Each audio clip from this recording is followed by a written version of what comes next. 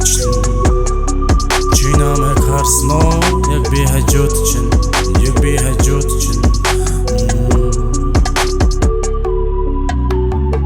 гар мухардан авдөнгөн чин орсон маань би чиний гарцаагүй байдалд орсон үед хэлэх үг чи минийх гашуун банид гайзолон хамт туулна гэхдээ мөчд мэдэрсэн зүйлийг би хэлж чадахгүй